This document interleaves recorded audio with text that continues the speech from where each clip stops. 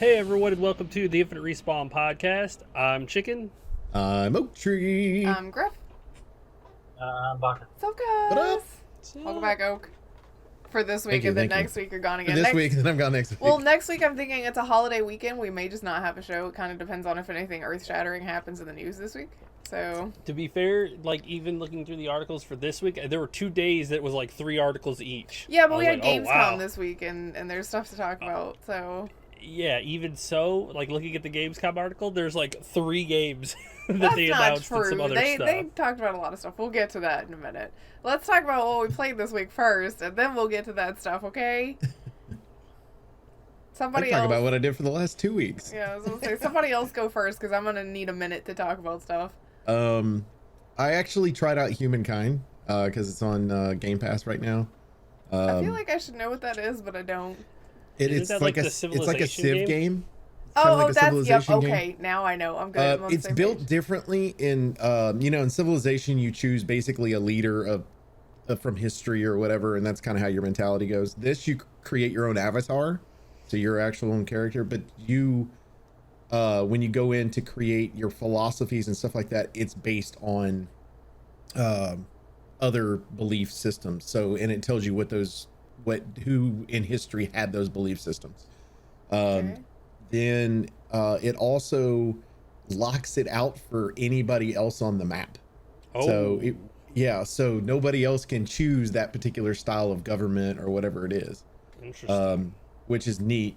Which I'm playing against a computer, so it's not that big of a deal for me. But in an actual multiplayer version of this game, I could see how that would just like be nuts. But also the thing is so when you go from age to age, you can keep that belief system, or you could evolve. If you evolve, you then can lock something out before, like let's say that you've gotten to the next stage before the group before you did, then you'll be unlocking something and be able to get to it first before everybody else will. So you're getting first pick essentially. And then you're locking them out that way. But if you stick behind, it's a possibility that they'll actually progress quicker than you do. So if you like the philosophy you currently have, let's say you're a money grabber and you're in marketing and all that stuff, and trade and all that, then it's a possibility that they end up progressing quicker with armies and stuff like that, quicker than you do. So it's kind of interesting. Graphically, it's really nice. A lot of it works very similar to Civilization. It's neat to see the buildings grow and stuff, and it's more like Civ 6 in the way that on how you build your cities and do stuff, but everything else is how you know it, which is you got so many turns that you can build this or build that or whatever it happens to be as you go through. Everything's kind of the way you know it, but it's really well built. And like I said, it's free on Game Pass, so if you're a Game Pass person, recommend doing it and trying it out if you like Civilization, for sure. It will be something that I pick up casually and go through because I'm a big big Civilization fan, so it's kind of nice to just kind of have a little bit of variety. Also, I've played a little bit of Green Hell with No Pants, which was fun. I enjoyed that. We are not really progressing in the storyline. It's more of us working on our base and doing stuff like that. Let me and just put kinda that on play hold. those I games. need to we cozy up just my we home. just Yeah, push the stuff over and That's do why what we you gotta play those do. games. You build a house, not explore the world. We'll explore later. Yeah. It's gonna be there. We went back to Grounded this week. Old Man and I were the only ones that were available on Friday night. Liz had something to do, and then No Pants had a headache, so we ended up going to Grounded because it's like we haven't done anything since the Brood Mother and lightning bugs and all that stuff has been added. So we went through, and I was like, we got all this new stuff we can do. We've got all this clay that's sitting here. We're going to tear down our house and rebuild in the same spot with all the new stuff. Don't do that. Find a new spot. Find a new spot. That way you have a place to go back to. So I got it to a stopping point. But it got to the point Old Man crashed and then couldn't get back into the game for some reason. That's So- why we Happens. stopped playing the last time, is because it was either Black would crash and couldn't get back in, or Cat would. And What's had to weird stop. is it's only the Xbox players playing with PlayStation for us that are having an issue. No Pants and I don't have a problem playing with each other. But at the well, we Xbox were all on players PC. playing, It's like an issue. And I don't understand it. Like where the communication difference is because it's all Windows 10. It doesn't make sense to me, but whatever. Wait, with the updates, maybe it fixed it now? Well, Maybe. we'll see at some point, I'm sure. But you got like bees and the spiders have started wandering again, which I don't like. Nice. Well, I don't like it because they come over to the base and like they've always been kind of separate from the base. Like when they first started, they would attack our base immediately. But they've started kind of wandering back over that direction again. So you got to fight them a little bit, and which is fine in general. But you know, it's kind of one of those where you're like out by yourself going da da da da da. What? You know, not expecting them to be around. I'll just hear old man go, "Uh-oh." Like what's happening? This son of a bitch is right here. Like okay. But they've started climbing the roots a little bit too of the tree, to a certain part where they used to kind of stay at the bottom and they'd come up maybe 4 or 5 steps up, but now it's like they're coming up to the root, and we've got a base that sits on that near one of those roots. So it's like, no, not okay. And they'll sit there and hiss at you. Angry little dough balls. Like stop. But the good thing is they're kind of stuck where they're at. They can come back down, but they can't go forward. So you can kind of cheese them a little bit where they're at. So that was kind of fun. But they did change some of the repairs for items for like weapons and stuff that I do not like at all. Because I've had the same axe, carried the same axe for a long time, and that particular axe now requires bombardier guts in order to be able to repair it. Oh damn! Which to me is one of the hardest fucking things to kill in the game. They are definitely dangerous trying to get close enough without them blowing you up. Yeah, and so it's like, and you have to have one part to be able to repair it, and it's like, but once I have it, do I really need this to repair? Like, you had this super glue stuff that you came out with for a little while. I mean, I know they're just playing with it because it's still in early access, but it's one of those where it's like, okay. So yeah, I played that. I beat Boyfriend Dungeon, since I actually beat it before the last show, but I wasn't here. Look, don't tell me how it ends, because I think I've got the final mission, but I'm waiting to finish up my dates. I got you. I will say this for anybody that's playing, if you want to play the way Grif does, which is try to finish all the dates and stuff like that. Storyline. Do it, enjoy it. Hey, I'm not knocking it. Do it, enjoy it. You do not have to do that in order to continue and finish the game. But if you want to be a completionist and do that, and that's the way you enjoy the game, enjoy playing it that way. That's awesome. I just did not have to do that because it was one of those where it was like I was invested where I was at, and so I was good. But I really enjoyed the game. I enjoyed the way it ended. I actually look forward to a sequel. I know it's going to take like 17 years for them to make a fucking sequel because of how long it took them to make this thing, but yeah, I enjoyed it. I would actually do it again. It is very heavy on the dating sim part of this game. For me, it's very odd that it's like, hey, you went through this dungeon and you leveled up your weapon from a 2 to a 3, but you don't really level it up until you leave the dungeon and go on another date with your weapon in order to be able to get it that way. The dating sim part of it is the story progression, essentially, and you're progressing the story in order for them to level up the weapon, essentially. So dating them or not, because I've already turned several of them, like, just turned them down and been like, we're better as friends. I still want to see how their narrative develops, not only because it'll upgrade the weapon, which I'm super OP right now anyway, and I've finished both of the dungeons. I just, I'm love like going back through and leveling them up because I want to see their story progression, because that's kind of what the meat of the game is the narrative part of it. So. Yeah, the main thing on it too is they will lock you out if you don't. If you don't, like, if you go, okay, this is the person I like, this is what I do, and you don't go to the other storylines, I think you have to get everybody to a level, or at least most of them to a level 4 in order to be able to get your main one to a 6. Or at least a few of them, because I actually got locked out of being able to date the main person I dated until I got all the other ones up to that same point, and then it unlocked another part of the game for me, which was weird, but I enjoyed it. I was like, okay, that's cool. Yeah, the gameplay, like, I think it feels better for me to play it with a controller than mouse and keyboard, because I started on mouse and keyboard. I think the controller is easier for my brain to go, okay, this is what direction you're pointing in. But I'm enjoying it. I've finished, like, I've maxed out the one that I really wanted to romance after I ditched my other dude, because I saw where that was going.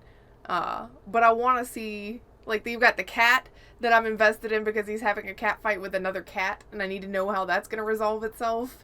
Like, some of these storylines are so bizarre and weird. I'm helping one dude commune with a dead family member or something. It's you know, or one person. And some of them I don't care about. Some of them I'm incredibly invested in.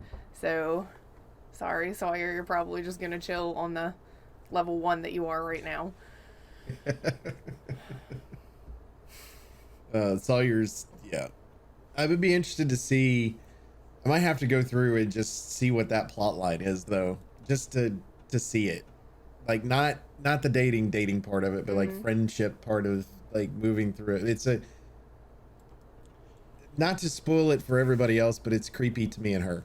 That's all I'm gonna say. You get to that character and it's just like, nope, we're done, we're good. Yeah, it's weird. So, but play that, and then of course I played a shit ton of Splitgate. Splitgate is, you know, it's totally not crack at all, not in any way whatsoever. I wouldn't have any games I was happy to hear that we got Splitgate season 0. Let me tell you how happy I was about that. So they announced that on, I think, Tuesday, and it was released on Tuesday. Monday night I played Splitgate and got all my dailies and got 5 of my 7 weeklies done. Oh, well, nice. Which was awesome. And they just literally on that Monday released the new weeklies. And then on Tuesday, they reset all the weeklies. You're like, damn it. And so I had 2 left. the entire weekly got to be done. And I was like, oh, okay, I'm kind of mad about that, because you could at least let me finish the other ones, or told me that it was going to happen that way. That was a surprise. So I actually have, I've finished my weeklies in one day. I finished the ones on PC, and the second day, so yesterday, I finished all the ones on Xbox, because I don't have a problem. But the dailies, I've completed all those, and actually I'm almost done with my dailies for PC today, and then I'll switch to Xbox later on tonight and finish those off, so I can get the XP and stuff from them. But I just really enjoy the game. I really enjoy the game. The new map is fantastic. They released a brand new map. It's massive, like, comparatively to the other maps they've done. I think they've got one other one from Halo 3, or like smaller, larger. Avalanche is that snowy big team Slayer. Yeah, like the old Snowwinder one, or whatever it was called, Sidewinder. I would say it's not quite that big. No. Okay. I really liked Avalanche. I would say it'd be more like, was it Colossus? Is that the one that was kind of inside, but it was kind of very large inside? Was that it? Had the one side of it. What about Valhalla? Asymmetrical. You use Valhalla as a measurement. I got that one. Okay, Valhalla would be. It would fit inside of Valhalla, probably right inside of the 2 towers. Okay. Okay, it would fit inside of that. That's a pretty good size map. Yeah, so it's a decent size. Like, I like, and the portaling is kind of fun with that one too, because people are everywhere at like all times, and you're having to think every which direction, which is funny because you can find a noob really quick in that, because it is, I'm behind you, I'm in front of you. And I was watching people pull off moves, and I'm just like, holy crap, some of this shit that people are able to do now is awesome. I'm sorry, I had to go look up the Colossus map. It's from Halo 2, right? Yeah, it's Halo. That's why I couldn't remember which one it was, because I've only been on it like a handful of times. Yeah. So yeah, it's a overall though, like, the new season is interesting. I'm not really sure how many people are going to actually max out the stuff on the season, because like you get 15,000 XP for maxing out the individual stuff, but it'll be like you have to get 5,000 points in King of the Hill or Oddball or whatever. Well, you might end up with 20 points because Oddball only counts the points that are you holding onto the ball and rocking around, right? Not kills. Mm-hmm. So it'll be, you got 20 points. Now, how long is that going to take you to get 5,000 points? You know, it's the same thing with King of the Hill. You're trying to hold the middle, and you sitting in the middle gives you the points. So, and I don't know, like, I feel like some of their reach is a little high, but if the season's 3 months, it makes sense. Mm-hmm. If the season's like, well, I feel like Call of Duty's is once a month. I mean, but it's probably every 2. But if it's something like that, I just don't see a lot of people getting it. They'll probably have to tweak it as they go. Yeah, I think it's $10 or something like that for the season, for the battle pass. Which it's also one of those where I thought at first it was going to be one of those where you had like a free battle pass and you go through and you can unlock the stuff that's on there like it was before in the beta. Mm-hmm. But it looks like you do have to purchase the battle pass to unlock and get the stuff that's there. You get your money back through the little coins, but you have to play a good bit. So it's if you're somebody's going to play a good bit, I recommend the battle pass. If you're not going to play the game a good bit, I don't recommend the battle pass. I just don't. I just don't. I don't think it's set up very well. I think, to me right now, Sea of Thieves has set their battle pass up properly, which is allows you to be able to play, but if you want extras, then you can purchase the battle pass. I think that's the better way to do it. So you can still unlock shit, but you get extra shit. Where they're just like, you have to unlock it in order to be able to get any of the extra stuff. And I just don't care for that. But for the average player, but if it's one of those, like I said, if you're going to play a shit ton, yeah, it's worth it. You know, but I don't think that's much different than Call of Duty. Call of Duty, I think, is set up the same way too. Purchase it if you're going to play a lot, but other than that, don't purchase it. But there's a $60 versus 10, you know. Yeah. So, I mean, and to be honest, I'm gonna play a lot more Splitgate even without all the shit going on over at Activision Blizzard. I am gonna play a whole lot more Splitgate just because of the style of game it is. Right. And my friends are all enjoying it. And one of them had never played Halo before and was like, "This is what Halo's like," and I was like, "Well, sort of." Minus the portals, and you got a perfect carbon copy. I mean, yeah, but now like, we see in a few months. Well, I say a few months. In December, I think December 8th is Halo launch. Yeah, we'll see how Splitgate stands up against the Halo free to play, like actually licensed Halo multiplayer. I think there is exactly why Splitgate did not close their beta. They were like, if we close this now and we lose this momentum hype that we have built, then they will have died off by the time the Halo game came out. So they're building it up as much as possible right now, releasing as much, trying to keep people entertained so that when Halo comes out, the slide off isn't going to be as much because people are already invested. Well, so. And they added a they've got your regular casual mode, a ranked mode, and then they have what they call a rumble mode that's inside casual. Mm-hmm. Rumble is like contamination, which is basically zombies. That's called infection. Infection. There you go. So it's an infection mode or whatever, the way it's set up. That's really fun. They set their weeklies and dailies based on what modes they're adding into the game. So like one of them will be play contamination and win 3 times or whatever. But I don't like how they set up the wins. So they set up the wins on that game based on whether you're first or second place. So if you get 3rd place, even though you get a medal, you get a little bronze medal, that doesn't count. A little pat on the back. Good job. Nice. Yeah. Nice. So I don't know, but I think overall the game is built really well. But somebody pointed this out not too long ago, and this is what people aren't thinking about with Splitgate. That's not going to be affected by Halo, is because Splitgate has a PS4 and PS5 base, where Halo only has PC and Xbox. So you're going to have an entire group of people that don't have Halo as an option that are going to still continue to play the game. So it would not surprise me at all if, you know, their numbers drop, but they're not going to drop astronomically. And I think you're going to have people too. You've got those people that still are holdouts on Game Pass that are going to be like, no, we're just going to play Splitgate. So they're just going to but the multiplayer's free. You don't even have to have Game Pass or anything. Yeah, you don't. Well, you still got people that don't like Halo. It's not fast enough, to be fair. Compared to Splitgate, it's not as quick because you can move around the map faster. Oh, yeah. Yeah, there's no running really in Halo. I mean, there is a little, but not real fast. There's an ability called Sprint. You shut your mouth. Ability. I think it's normal now, right? They just give everybody Sprint now. Yeah, I don't know. I haven't played multiplayer Halo in a long time.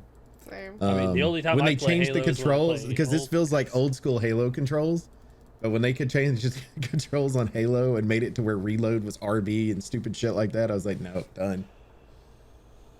Pretty sure you probably remap some controls. Probably. You can. You can. It's just a pain in the ass. Halo 3 reload? I don't remember. Yeah, it's been so long. Like I'd actually have to load up the game and put the controller It was introduced in my hand. It was introduced in Reach. Right bumper was X was always reload, Y was always swap your weapon. What was right bumper? Right bumper was switch between your grenades, wasn't it? Left bumper was switching between your grenades. Left trigger was throwing your grenades. Right bumper was shooting. Right trigger was shooting. Right bumper was. I want to say right bumper was reload.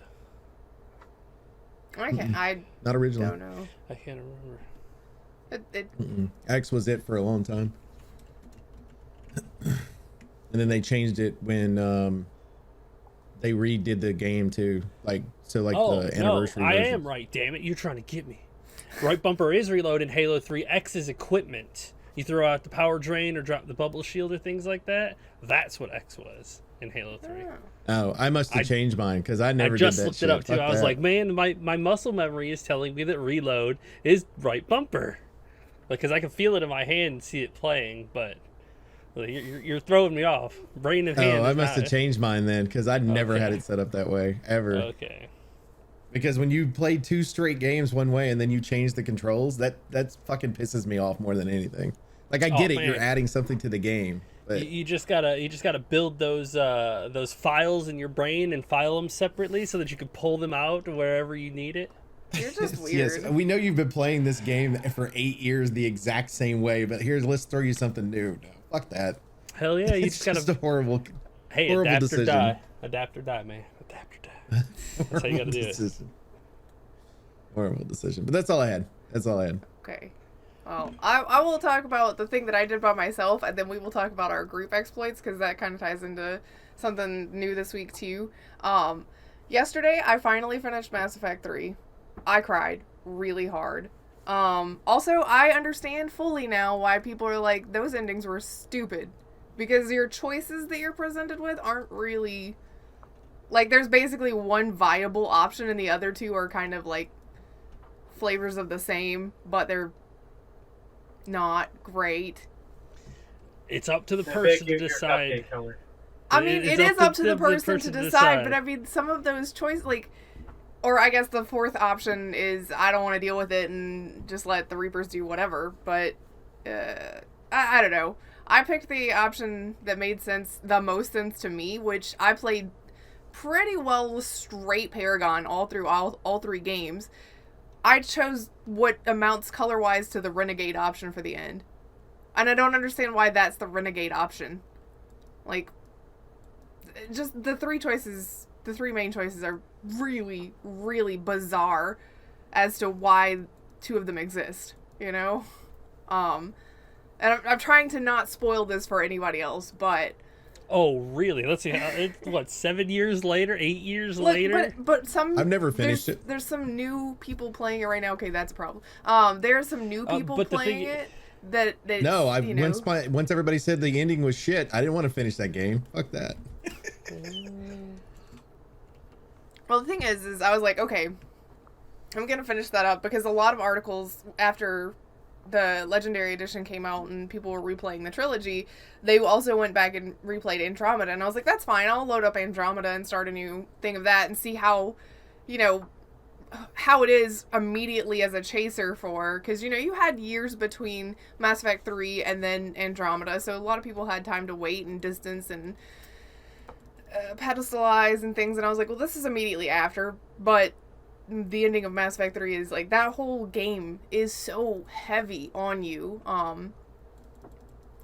that it's really glaring. If anybody else did it before when Andromeda was originally going to launch, where they marathoned all 3 of the originals and then went into Andromeda, yeah, it's very, very jarring. You can tell that they are made by 2 different studios. Like, I get that it's still BioWare, but it's, you know, BioWare Montreal and BioWare,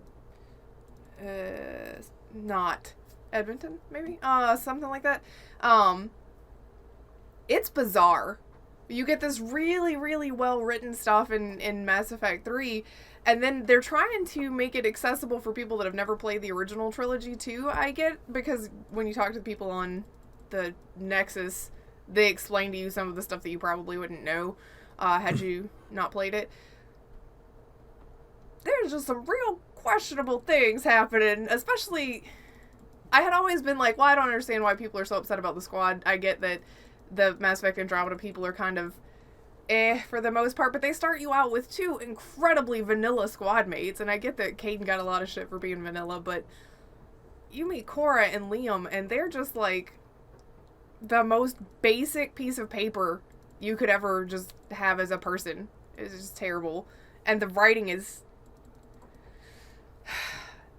we all have our issues with tutorials, but this one was like, at one point something blows up and Cora is the only person with you, and she's like, Ryder's got a scanner, Ryder, use your scanner to scan the things and fix the thing, and it's like, this, and that, my like fake interaction was more spirited of a rendition of those lines than the Cora voice actor actually gave.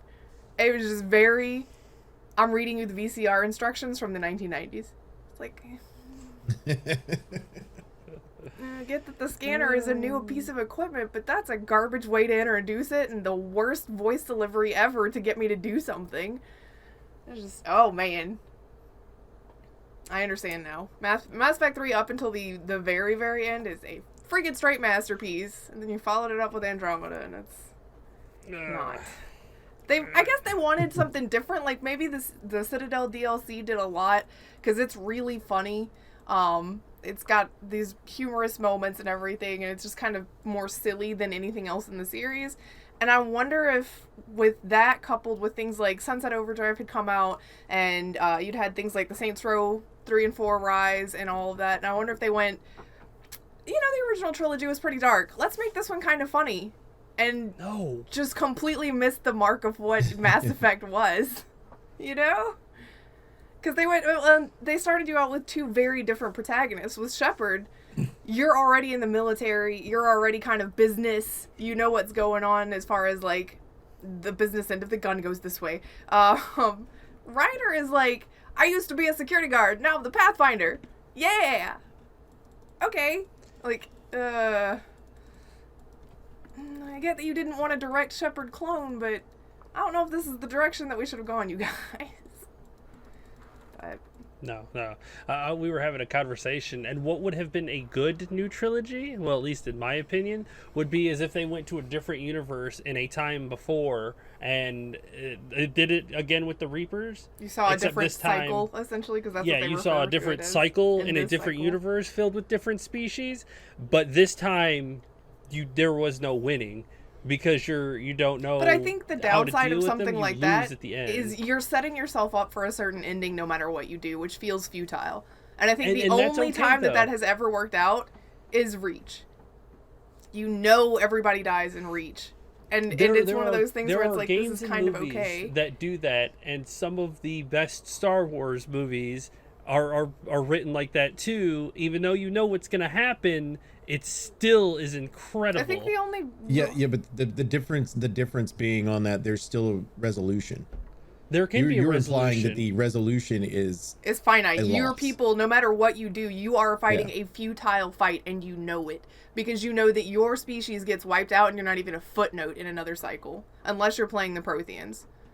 Because the others, there's just no, but you know what happened to the Protheans because Javik tells you all about it. In That's okay. Getting to know what happened and getting to experience it are two totally different things. Yeah, but I think more and I'm looking at this from people I know that play games. They play games to win, not to lose. I don't have a problem with there being a negative outcome, but I have a problem in a choice game, especially because you make your own choices to make Shepherd's Path and things like that. Your choices don't mean anything. No matter which one you choose, you're going to be eradicated along with all of your people, and nobody will give a damn about you. But I have a problem with a negative outcome. Like, again, unless there's a resolution. Like, if you say, okay, this is the first of a trilogy, and you lose at the beginning of the trilogy, or you lose in the middle of the trilogy, like, you know, Empire Strikes Back type thought process, right? Then you... You know, there's more to it.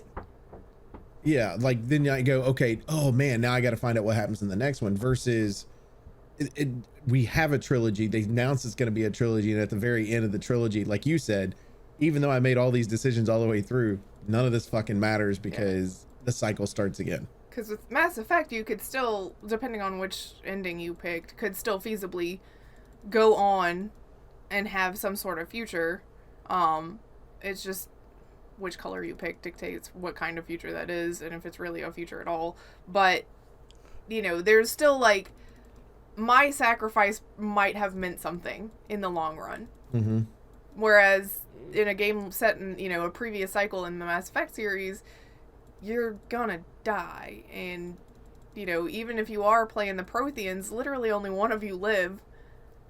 and you only know that because you bought the DLC for Mass Effect 3.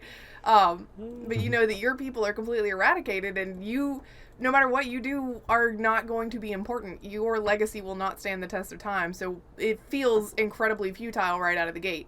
You're not going to leave your mark. You're going to get wiped out, and there is nothing else. And what is the point of that if you know that going into it?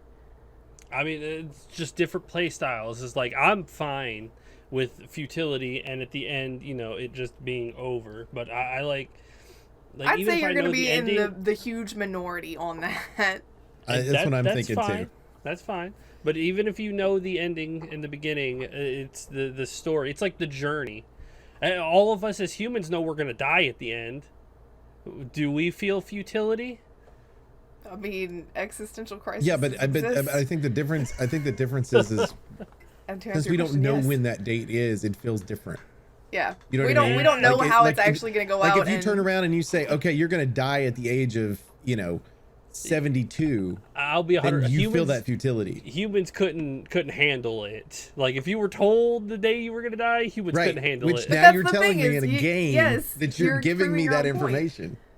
You just said we because then what's the point? You're like, I know how this is going to turn out, and I know that I am nothing, and what I do is nothing. Why bother? That is why they're like that is an existential crisis. Like you're basically summing up things that actually happened. And I'm telling you this is somebody that's been through things like that. Where it's yeah, I know. I've been through it too, but I've come to terms with it. Like I've come to terms with it. But you're not playing media. You're not playing a game for that kind of feeling. You know? In the entire Mass Effect trilogy, before we knew how it was going to end, you had this glimmer of hope. Shepard and her team, or his team, were going to be able to make it out. And honestly, god damn it, I did my best to make sure that my entire fucking team made it out in the best outcome that they could, even if I didn't. I mean, I had hope through some other, outlet. You looked and made it so that they came out with the exact ending. Hell, you restarted certain parts because it didn't come out how you wanted it to end. There was one time that happened. Yeah, I know, but you still looked up so that you could get the perfect way. If something told me that the entire game was pointless and no matter who I saved along the way, they were still going to die in the end, I would stop playing. Because why am I doing it? I mean, if you play to see how it plays out, well, I could just read the ending, which does just as much for me and is equally depressing. Would you have finished Mass Effect 3 if Mass Effect 2 did not end the way you wanted it, if you lost everybody? I would have restarted Mass Effect 2. What am I, stupid? All you have to do is some fucking side quest to save them. Jeez. I know, but that's my point, is that you have to have it play out a specific way. Is that really a choice game, or is that literally just picking what ending? I mean, you some want? people went ahead with their choices. If somebody died, then they've just, kept going to the end. Because the idea is that you have a bigger mission to save the fucking universe. And if you know that the end of the universe is not going to matter, you're still not going to play it. And to be fair, in Mass Effect 1, you do have a choice between two people. One's gonna die. Yeah. Oh, yeah. You gotta pick somebody to sacrifice. And you get to make that decision. Who is it? Do you like Ashley? You like Caden? Which one do you want to do at the end of the day? So hey, there we go. Right. Spoilers. Well, I mean, were we not going to talk to them? A 20-year-old game, okay. It's actually 16 years old, 15 years old. It came out in 2007. Oh, I'm sorry, semantics. All right. Hey, just to play devil's advocate and make it fair, Oak, you were one of the ones that got upset when Ollie posted a trolley spoiler about Final Fantasy, and it was equally as old. Just saying. Just devil's advocate there. Yeah.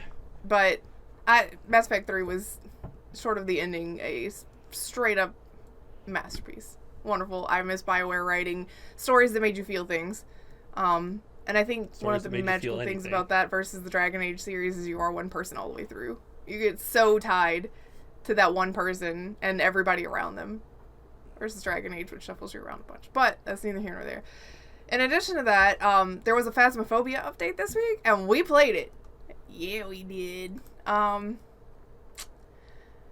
I didn't get to play as much of it as Chicken and Baka did. I played one round, like the first round of the night, and then ended up sitting out until later, and then because, I don't know, Red's thought process was let's make it really scary, I guess. Put it on, immediately on professional, and I was like, I'm not doing that. I will stand outside and throw things in the house at you, because on professional, it is possible for the ghost to start hunting you almost immediately, depending on how, a series of events and whatnot. And I was like, why would you? So I spent most of that round outside the house in the van, and then the next one I ended up having to go AFK because angry baby. So I didn't get to play as much of as everybody else, but there is new stuff like the dots thing, which didn't work out the way, like the new equipment didn't work out as it was supposed to, because it wasn't, the ghost moved through it so fast you couldn't see it most of the time. But if you put both of your thingies in there because it's bright green lights and throw in your glow sticks, it looks like a rave. So you can have a house party. Yay! Well, we did learn apparently it is a bit easier to see the ghost if you do the night vision mode on. Chicken said he already tweaked it actually to make the ghost walk through at different speeds so that you can see it better. Because before, the ghost was apparently just straight like running through in the dots, so it'd be hard to, you'd have to be basically staring at it at the right time to see it just like ripple by. Like right now it's a challenge, and I'm taking it very personally that I like when I have to use it, I have to be able to see it. I have to see it once. Like I would put it up there and I would just fucking stare at it. I wouldn't move, I would just stare at it going, I've got to be able to see this. It's gonna be there. I have to see it. I've got to experience the clue at least once. One of the things that I played with and discovered, and literally no one else heard but me, the parabolic microphone now, you can use it in the smaller places instead of it just being like, it'll show you a number for where the sound is coming from far away from you. It will actually play audio for you now. We were in the smallest house, and I walked in the front door with it, like, I was talking, and I walked in the front door and happened to turn towards the garage, which was where the ghost was at. And it's just like this demonic voice in my ears. And I was like, y'all heard that right? You heard it right? And everybody's like, what? I'm like, y'all didn't hear that, motherfucker. It was so, I threw the thing down and left the house. I was like, I can't. There's a demon in there. And Kyle's like, I don't think the audio or the clues are for a demon. And I was like, there's a demon in that house. I don't care what you say. It spoke to me. It wasn't a demon. It wasn't. But, oh my God. I was like, nope. No, thank you. I don't need that negativity in my life. That is also apparently the only way to hear the footsteps. Yeah. I didn't hear any footsteps. Just a demon. Twice, because I tried it again just to see it. Nope. I was trying to drop my sanity, because one of the challenges was, like, have the group sanity be low. And I was hiding in the closet, and I don't know why I had this thing in my hand. I don't know what I was thinking. but it started talking to me again. So is the update worth it? Like, is it worth the wait? I mean, it I adds like two new ghosts. It's changed how a lot of the equipment works, and looks even. Like, Chicken saw the ghost writing, instead of it just appearing as words in the book, it actually, like, writes in the book in front of you. Like, the book will float up off of the ground, and the pen floats off the paper, and it just slides back and forth over the book, and then it drops when it's done writing. Yeah. I was like, that's awesome. Oh, shit. That's like, it scared the shit out of me when it first popped up. It also writes new things. Yeah. Yes. And go ahead. I'm surprised everybody waited so long to bring this up, but they fixed the move speed. Oh yeah, now it's like you have what used to be the sprint, because nobody ever let it go. That was moderately faster than walking, and now you actually have a sprint. It doesn't last very long, like you'll wear yourself out, then have to breathe heavy for a few minutes, but you have a real sprint now. I used it to leave the house when I heard the scary voice. I want to go over the hunts too, because they completely redesigned how the ghost hunts now, which is a lot better in my opinion. All right, so before, when a hunt would start, the ghost would appear somewhere and you could see it, and it would take 5 seconds before it would start hunting, and your flashlight would flash, and that'd be pretty much it. You run off and hide, and then you check your flashlight to see if it was still hunting. Now, when its hunt begins, it spawns invisible for 4 seconds before it begins hunting.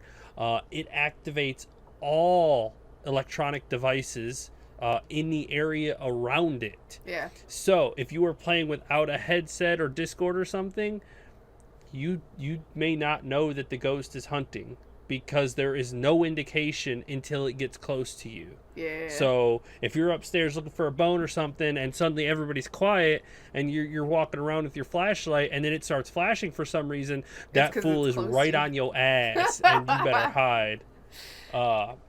It does make the cameras go all nice. wavy, though, so at least I can kind of keep track of it from, even if I can't see it, I can keep track of it from the van based on which cameras are being fuzzed out, at the time. All equipment also are detectable by the ghost. Like, if you have your flashlight on, it can see that. If you have an EMF reader on you, it can detect that. Like, it hears all of that now and can find you a lot So, like, if you're sitting in a closet, even though you're in the closet with the door shut, if you've got your flashlight on, or you're still holding the spirit box and it's on, the ghost is like, I see you. Mm-hmm. I know you're in there. Yeah. Like, it's a very nice update to the hunting style. It feels like, instead of it just being like an arena that you fight it in, it's more of an actual danger of the ghost that you're running from, instead of just running into the house and hiding somewhere. It's like, you've got to be careful of the ghost, because now the ghost, when it sees you, it actually runs much faster. Like, it can catch up to you, and if you sprint until you're out of sprint and you go, it can hear that too. So you don't want to fully exert your sprint, because then it'll hear you while chasing you. You have to be careful on how you try to run away from it now, which is nice. It's a really good update. Yeah, it is. I'm surprised that they put this out now. I was expecting this for like a Halloween update, but they've put out 2 more updates since the original one, which were hot fixes for a bunch of stuff, which I'm surprised it didn't go to beta. Yeah, they just skipped the beta on this one and went straight into live. Yeah, which, I mean, it's fine. It was released the 26th. They put a small update out on the 26th. They updated it again on the 27th, and then they updated it again today. So they skipped 1 day and put out 3 hot fixes on this patch, which is nice. I like what they're doing. Hopefully they work this next month, and then at the end of September put out another big update, and then get it on sale for Halloween, and you sell them copies. Yeah. Because it feels like the tools feel so much better. The spirit box feels good. The dots projector is pretty interesting. I still haven't gotten a full use out of it yet. The camera is so much better. The video camera, oh my god! You can see and being able to see. Yeah, you can see. Like, have a in-game preview. is so good. Like The the cameras update and is stuff solid. too, like the film cameras The and video whatnot cameras? the video camera doesn't activate until you're out of the bus. The film cameras you can't use until you're out of the bus. I guess people were loading into lobbies and wasting all of the camera film or something, and this is like a way to try to prevent that. That's the only thing I can figure as to why they would disable equipment before the, investigation starts. But people are dicks. I don't know. But this is 100% a solid update for Phasmo. Amazing what happens when you hire people. Yeah. I no mean- shit. This is why he hired people. He's like, I guess I should get some help in this thing. And he's like, oh, I hired a designer, and y'all are like naming all this design shit that changed and all this stuff, and I'm like, okay, Yeah. change this shit out. That works. Wait, It's so good. So you're saying this is a full release? No. Okay. This I was is very just- confused by that because this you is said I just- can't believe it's not a beta or some shit like that. So I was wondering. Well, sometimes when they do an update, you can switch the game to the beta server or something, I guess, kind of a thing. Oh, okay. I see what you mean. Yeah. I see what you mean. I was confused by that because I was like, it says 0.3 in the thing. That would be before a launch. I'm very confused. Because Yeah. technically, yes, it is. What they're working on right now, which is you can look at their Trello board, which they put everything that they're working on right now, is that they're doing the progression overhaul, which is what they're working on, which is going to be nice. That's a huge one. The objectives rework, the leveling rework, equipment rework, which I think they've done a lot of. They're going to do the upgradable equipment being rebalanced and things like that. Money and rewards and difficulty rework. Like those 6 reworks that they're working on 5 reworks are going to be huge. If they can get them done by Halloween, guarantee they're going to push copies out. Hell, they'll push copies out now, but getting something big to kind of generate interest right around Spooky Month is exactly what I think want for this game. I think they're holding their cards close to them. I think there's going to be some stuff right around Halloween that they'll pop up, whether that's just the beginning of October or what that's going to end up being. But I think it's going to be where they're like, oh, here's a taste, but we got to put this in place to be able to make this part work. So here's a taste, and then whatever happens. Oh, yes, absolutely. So that'll be, I think, very interesting to see what they end up doing for October. Good. I'm glad it's going well. You want As to I borrow was the VR telling- again, or Woo, play one round of it. God. Like the game is unbelievably fun in VR. Like I can't explain how much fun it is, but oh my god, the amount of pressure it puts onto your brain is intense. oh, I'm sure. Oh man, I'm sure. like I And you know said, what's funny is if you go to a VR menu, like if inside the actual VR itself, and you go in, and most of the shit that they sell in VR is in scary games, and I'm like, y'all are fucking insane. What is wrong with you people? Why would you do that to yourself? Right? Reason. Here's a zombie shooter. Here's Phasmophobia. Here's it. I'm like, no, stop. I don't want any of that. No. Well, but Give me first something good, person please. scary. Yeah. So What else did Yeah, we play this week so we can, now that we're an hour into the show just about? wow. Yeah, I know, I right? played WoW. We got a little carried away. Hey, we got a couple of new stuff, Yeah, we did get it. We snuck in a couple of news articles. It's true. Anything else that you guys want to talk about before we jump into the news proper? Me and Baka played Pokemon Unite, and I've started a new Darkest Dungeon run. We'll see how long that lasts. Good luck. Good luck, man. Yeah. All of your people are probably going to go insane and stab each other or something. Oh yeah, Mm-hmm. for sure. Oh man. Well, we were talking Phasmo, and that's an indie horror game. There's another indie horror game called Summer of '58 that the dev's actually just gonna quit game dev right now because of stuff that's happening. It's basically Steam's return policy says that you can return a game if you've played it for less than 2 hours. Well, this game has about a 90-minute runtime. So it's under, the whole runtime of the game is under the 2-hour return mark, and people are buying it, playing it, and then returning it. Because they're assholes. I mean, this is a game that's clocking in at like $7. Y'all cheap motherfuckers. Do you understand what this does to the development process?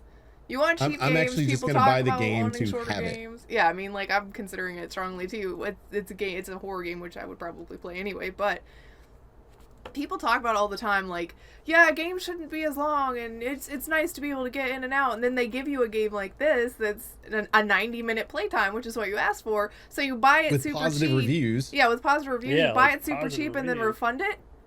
Y'all, come on. Seriously? Stop abusing a system because it's, broken essentially towards something like that. It's a cheap game too. Yeah. Why are you refunding it? Refund your $7. If you don't have $7 to spend, don't spend it. 20 to 30 minute long conversation in Discord, typing back and forth the other day about this, and basically what I had suggested on this was, I think there needs to be a 2-hour or 20% rule, where if you've played 20% of the game, you can't refund it. then you can't be refunded. That's on there, and you set it up inside your achievement system or however you want to do that. I think Baka had suggested that if you've completed a game, you definitely should not be able to do it at least. Yeah, like if you complete it, then the refund is completely over. Like you just can't do it. I mean, you have a long enough time to beat the game. You're pretty much committed to that point at keeping it, right? I feel like, but that's also going to get abused too, because people are eventually going to be like, oh, this is the last mission. I'm going to go ahead and refund it and just watch it on YouTube and be done with it. Well, either that or you'll have a lot of the asset flippers that are going to try to put games up on Steam or the last mission clocks in at 15 minutes or so that you can't refund their garbage, mess, essentially. Which that's a whole other problem, but I feel like you're right. I like the 20-minute mark. I like the you can't refund it if you've completed it kind of thing. Both of those should be disqualifiers for any sort of refund. This is real shitty. And if you're one of the people that did this, you're shitty. Go buy the game again and don't refund it this time. And if it's not on sale when you buy it again, I don't care. Buy it again, suck it up. It's $7 goddamn. Don't be an asshole. And it's on this sale isn't a right $60 game that's 40 hours long. Yeah. You know what I mean? Like where you can turn around and go, I played 2 hours of this. I didn't care for it. Blah, blah, blah. Done. This is a game that if you were 18 minutes in, which is that's a 90-minute game is what they're saying, that's 18 minutes for 20%. If you're 18 minutes in, you can make a decision on whether or not you want to complete this game or not. And obviously you made a decision 90 minutes in.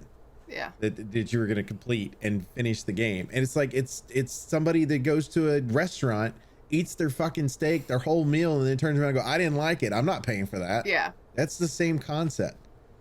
It's like, obviously you did. You ate it. Yeah. So sadly, there are people that do that, though. Oh, yeah. I know. All the time. Oh, yeah. Stop, don't be that person. I mean, really, don't. Especially if you freaking completed it. You pay the price for it. You got, what you were supposed to out of it. Don't be a dick. Why are people like this? Why are people jerks? People are assholes by default. We're greedy. What? It's one of our base and with traits. the world that we're already complaining about games being bloated, imagine a game that is 90 minutes. Yeah. It's 90 minutes, and then that person now has to come up with a way to make it past that 2-hour mark. So you're asking for the game minimum to be 2 hours now, or 2 hours and 10 minutes, so that you get the whole thing.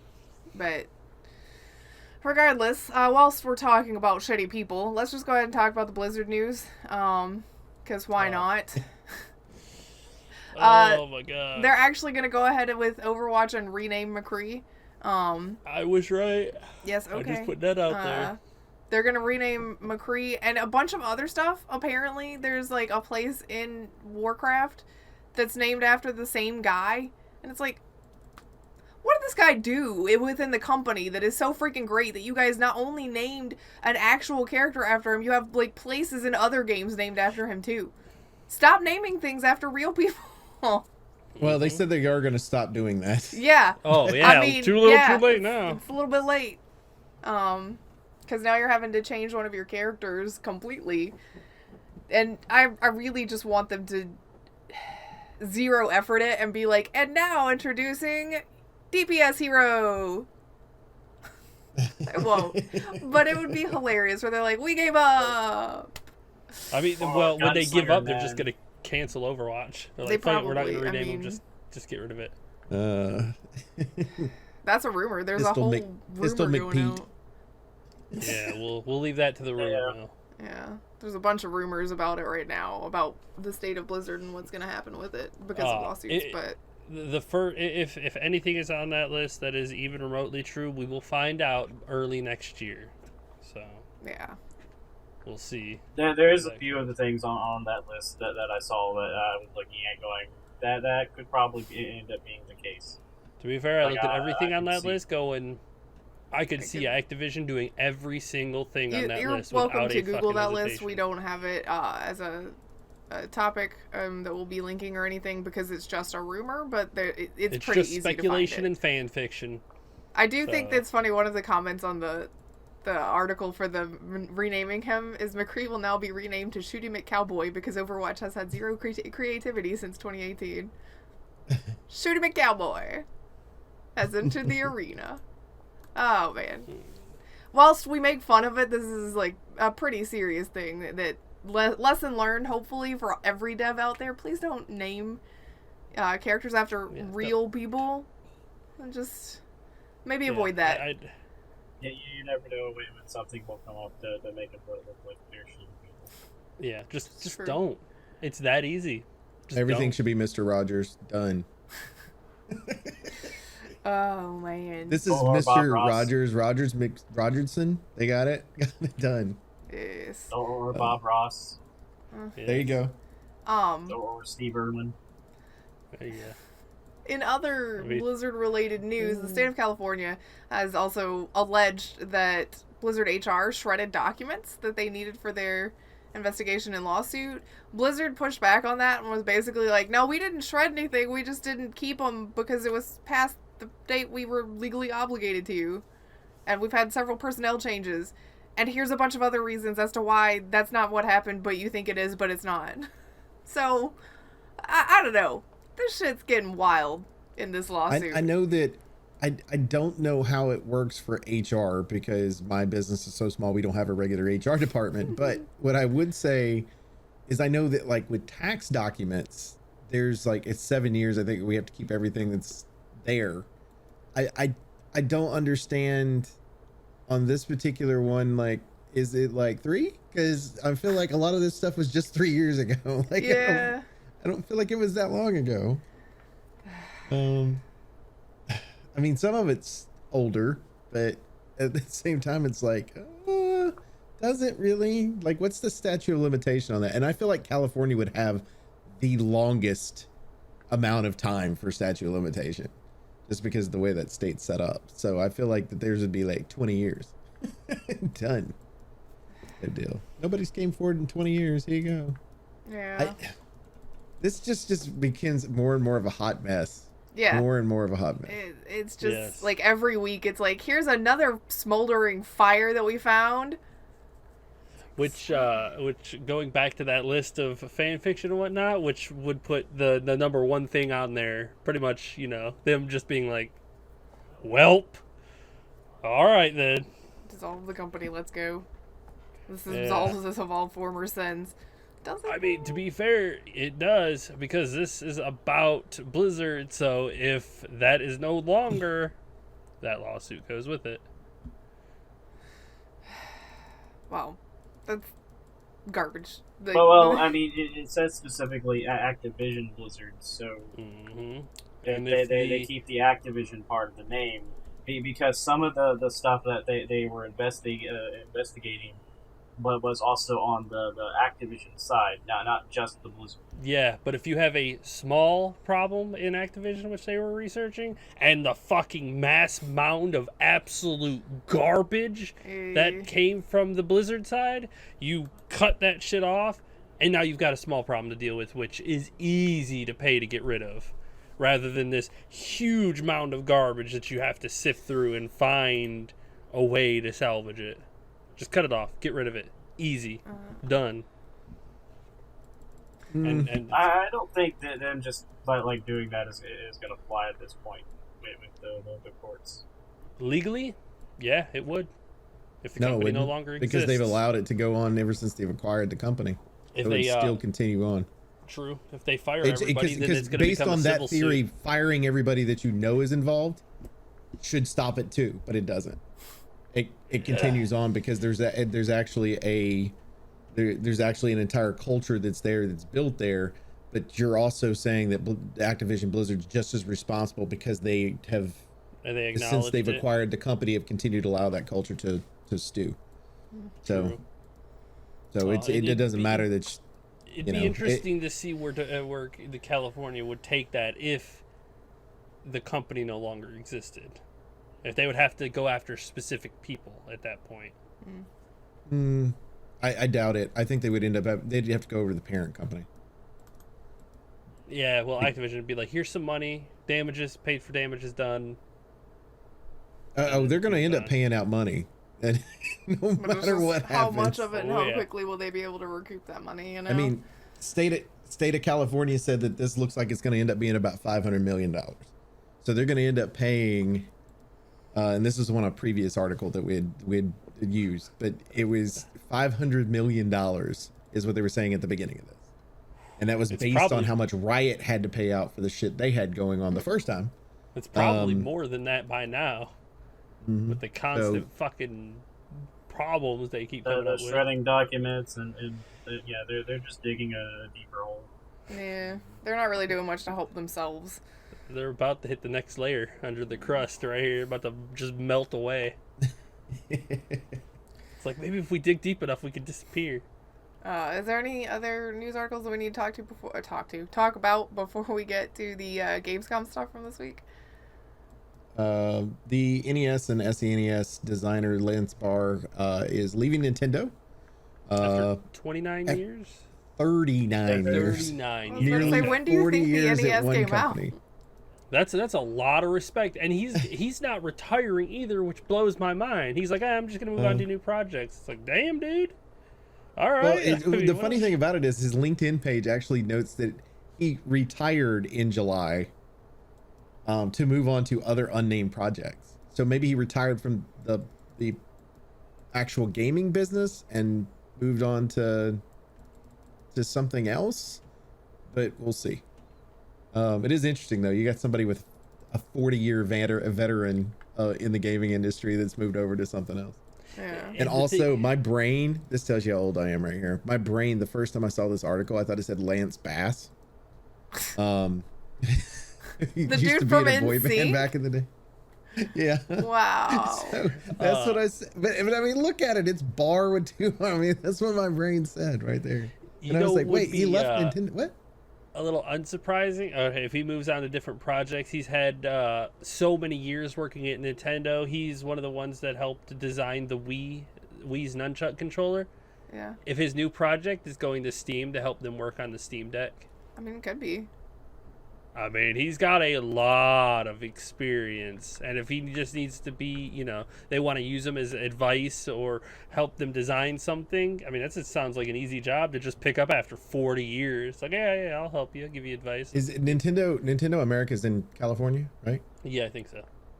Yeah, so I mean, he wouldn't have to go far, right? Exactly. So like, and after 40 years of living in one location, I wouldn't be going anywhere.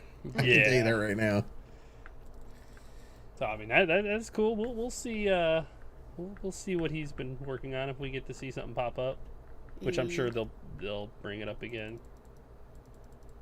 Well, good luck to him in his future endeavors. Mm-hmm. Okay, I know we're at the hour point, but we're still gonna just go ahead because there's not a show next week. So you've got time to technically pause this here, give it a week, and listen to the rest of it if you want to pretend. Oh, cool! That We're gonna have 2 hours. No. I hope not. For the sake of your editor, please no. But there were a few.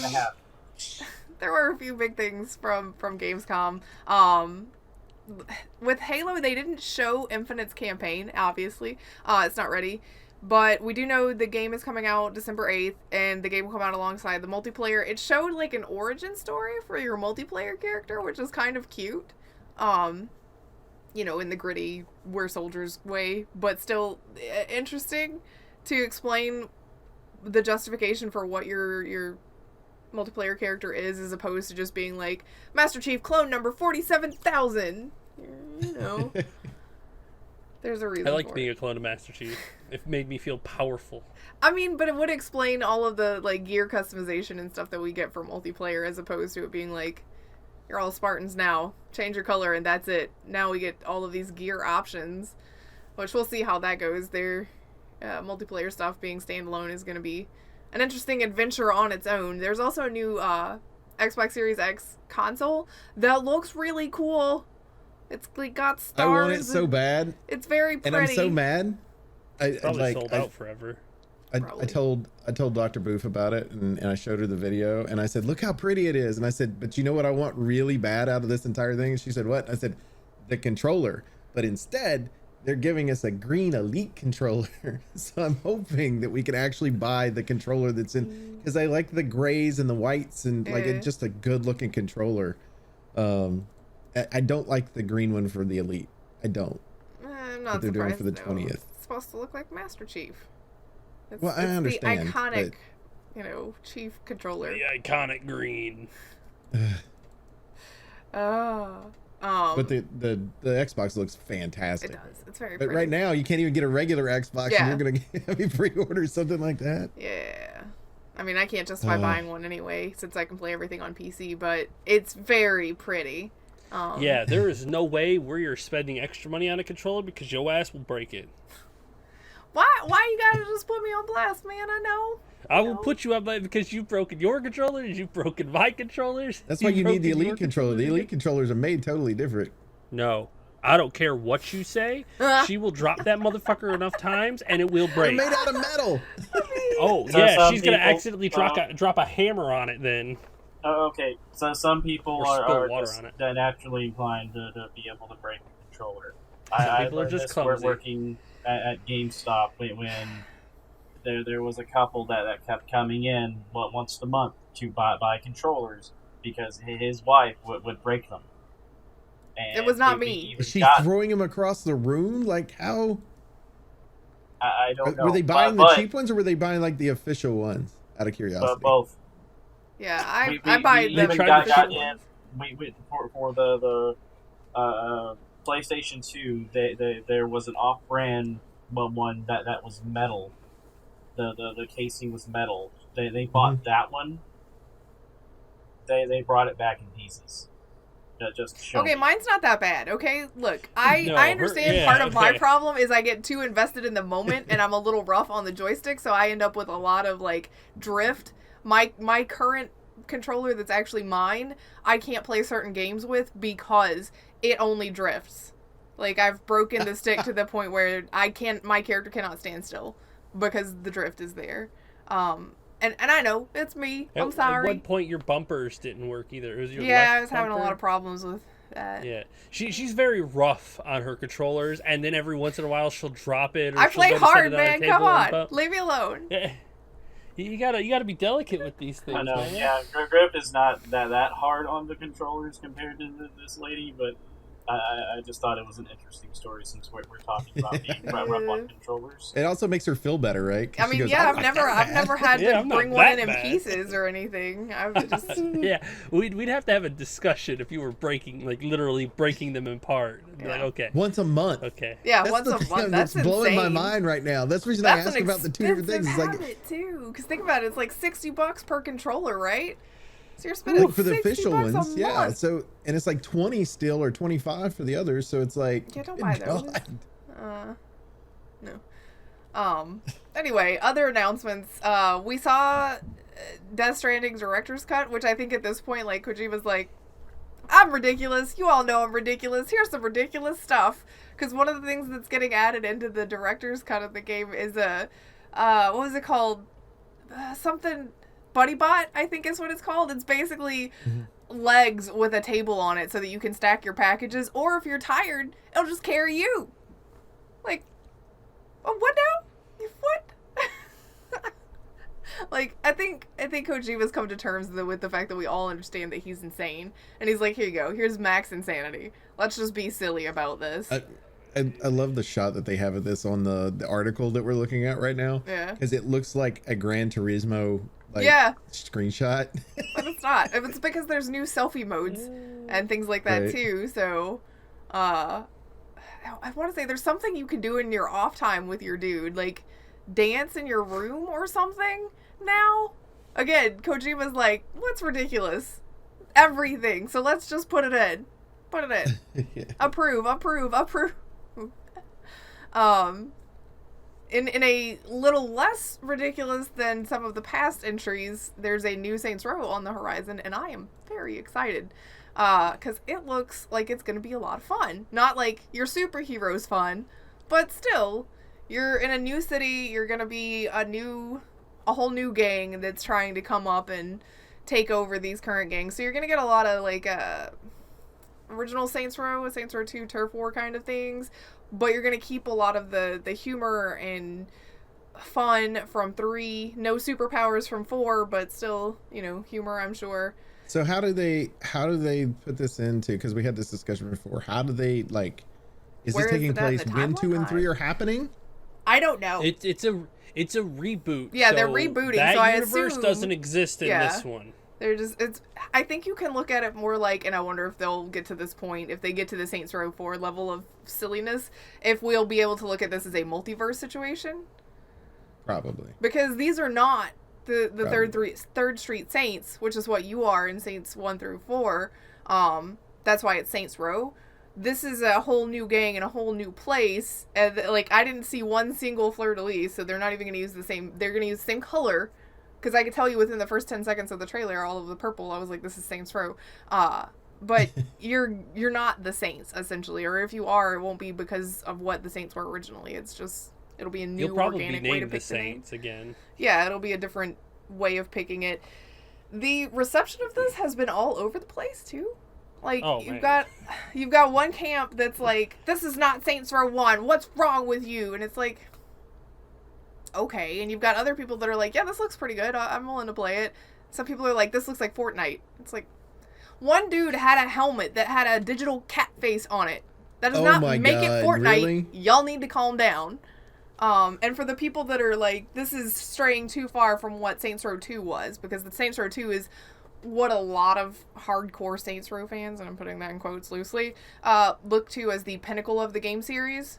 I'm not sure if you guys know, because what you're asking for is essentially like a more serious, toned down thing. Saints Row 2's official trailer, and I put it on my Twitter if you want to go watch it, actually makes fun of it not being GTA. GTA 4 is like, we know that this exists, and you can go do that. And when you're done doing that, come over here, because we got a sewer truck. We'll let you spray poop all over people.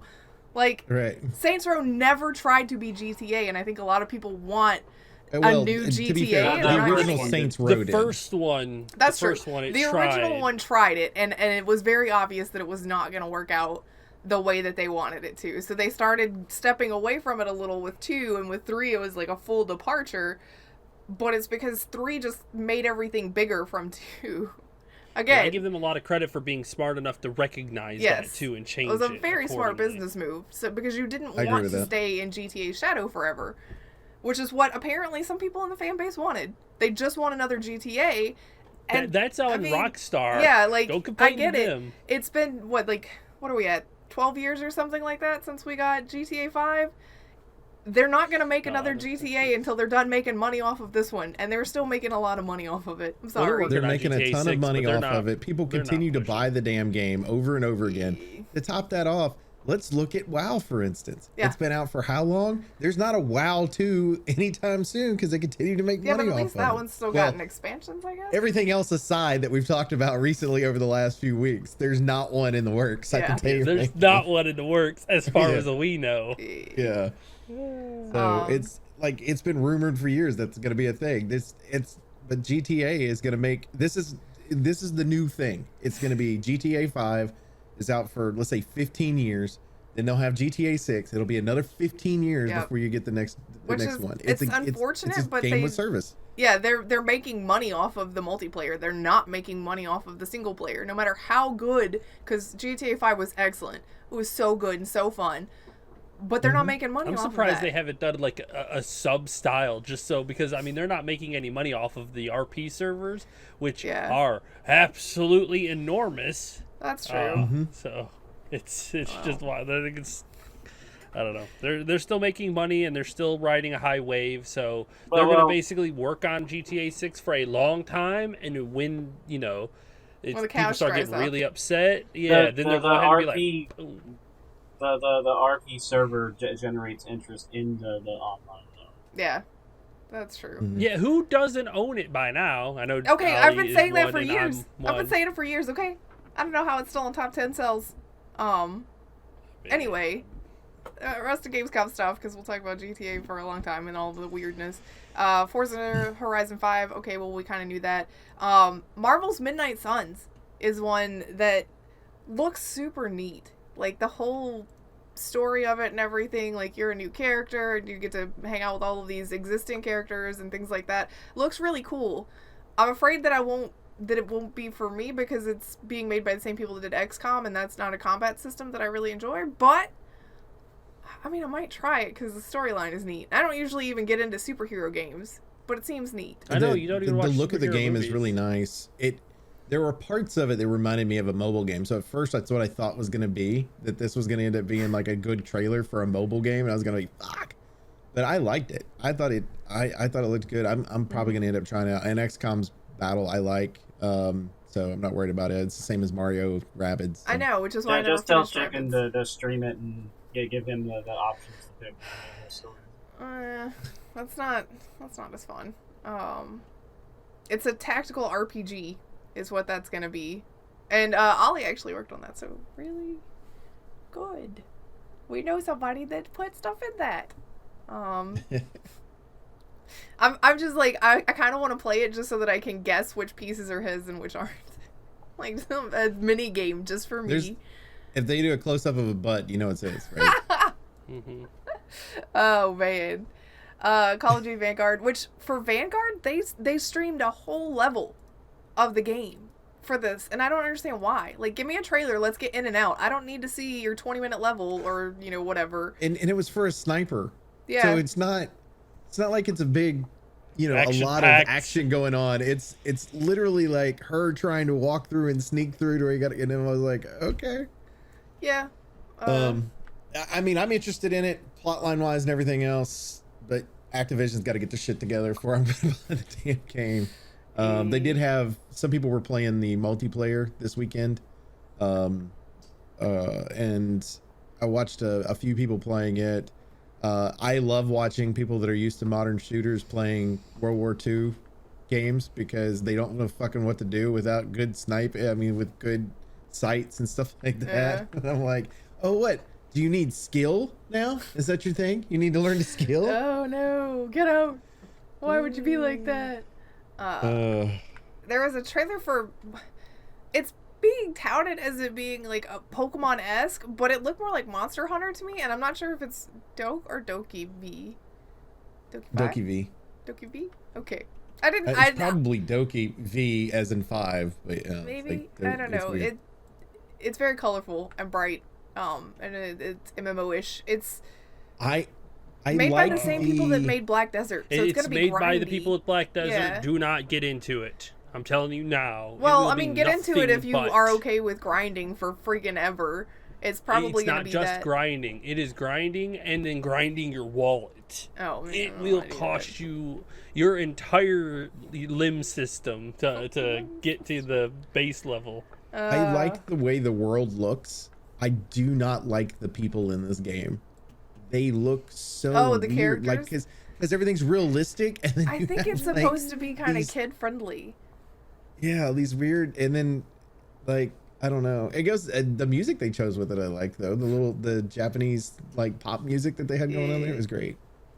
And there was a trailer for Dying Light 2, which by the way, I don't know if anybody else noticed who was narrating that one, but that's a check mark in the right column for me with Mr. Troy Baker.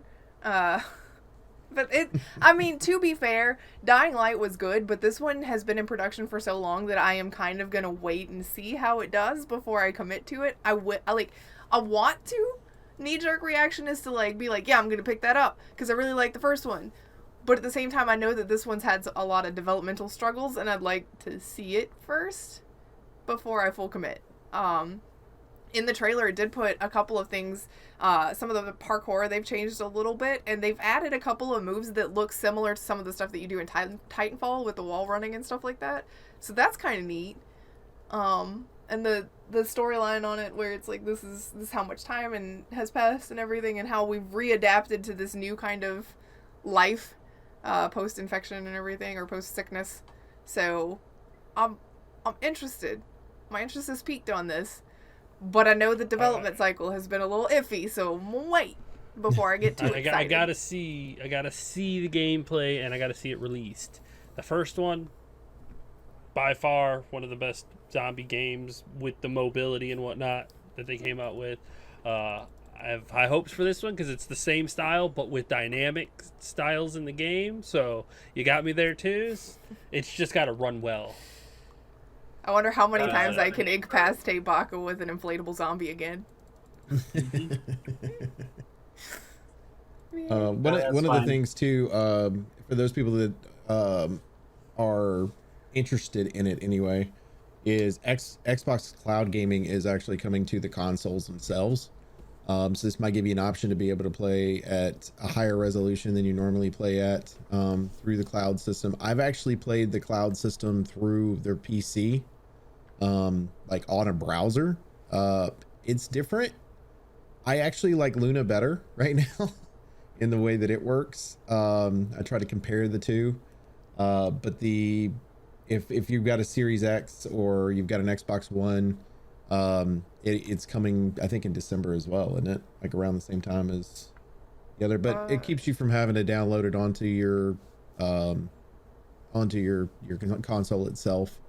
So if you're one of those people that have decent speed, but you don't have a whole lot of time to download it down, maybe you don't have a limited space that's actually on your Xbox, then maybe that gives you an option to be able to play, and it's available for those people that have Ultimate. So you would have no other reason to have Ultimate unless you had PC. So I really don't know. So it does give you that option though. So if that's something that you're interested in, definitely check it out. And there's a game that's not listed on here, and I'm actually surprised it's not on here, because a lot of people were talking about it. It was weird. It's called Into the Pit, I think is the name of it. Which is it's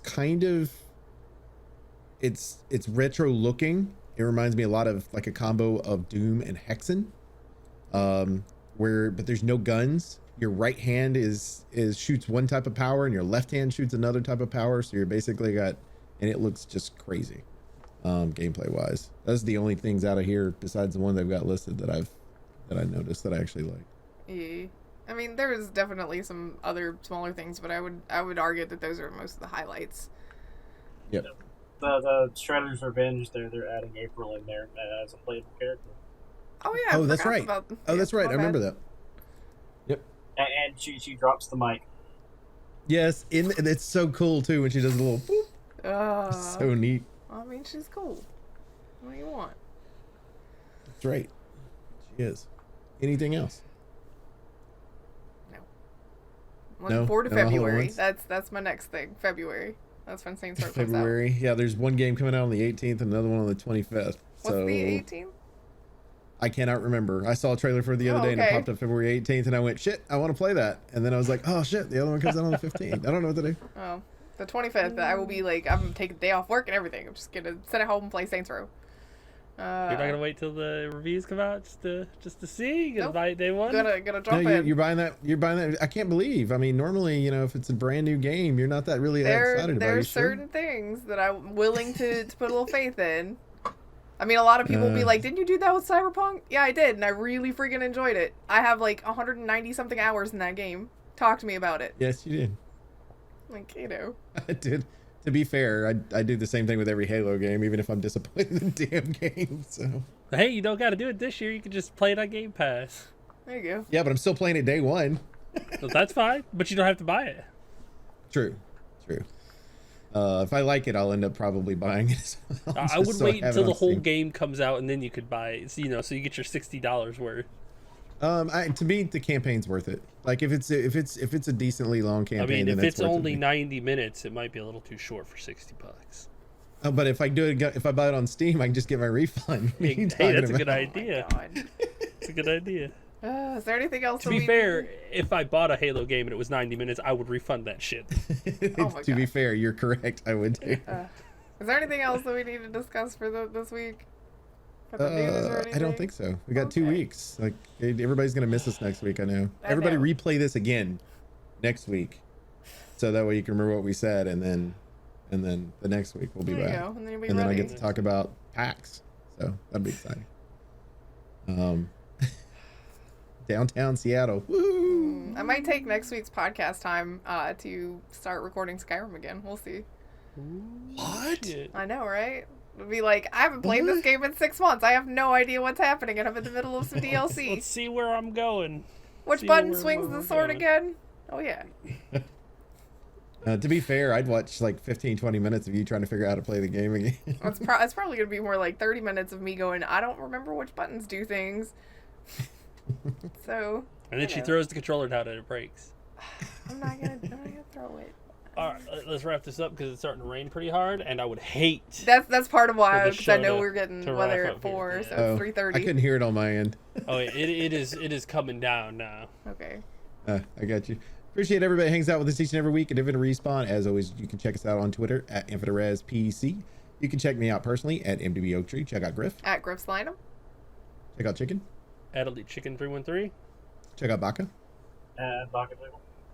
Also, make sure that you go to Grif's YouTube channel where, look, Skyrim, it's coming back. We hope. Yeah. We hope. Probably. But in the meantime, you've got lots of videos to watch. You can even go to the into this channel, and there's also old videos to watch. I Yeah. know because I got one recommended the other day of Griffin Baka playing Halo that that's a good randomly popped up, recommendation. and it was the finale, and them trying to figure out where things needed to go and done. A game that they played a million times was Okay, hilarious. only one of us has played it a million times. That was Bach's first go, so in his defense. Oh, fair enough. Fair enough.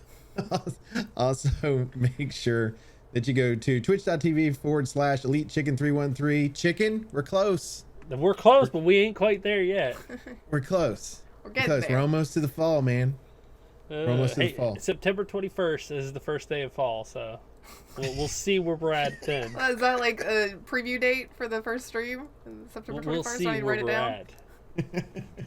down. at. Make sure you hit that follow button for him.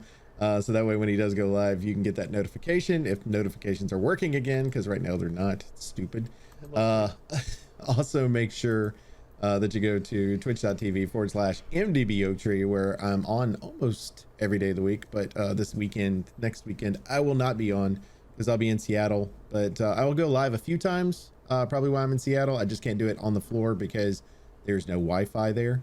Fun times. But at least I can talk to you about the different things that I see. Raven Respawn, I'm Oaktree. I'm Grif. I'm Chicken. Bye. See ya. Bye.